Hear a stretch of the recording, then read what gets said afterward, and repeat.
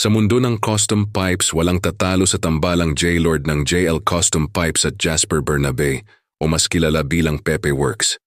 Kapag ang dalawang ito ang gumalaw, asahan mo na hindi lang basta tambutso ang lalabas, kundi isang obra maestrang may tunog na nakakagulat sa lupit.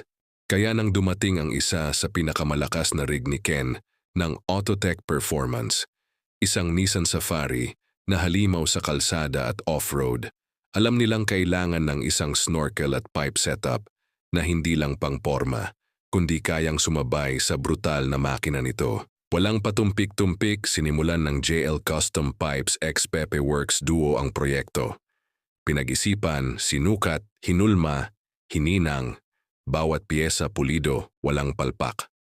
Halu-halong sigawan, kape, at matinding welding ang naging puhunan sa paggawa ng isang exhaust system na hindi lang malakas kundi tunog halimaw. Yun nang dumating ang sandali ng unang startup, umalingaw-ngaw ang tambutso.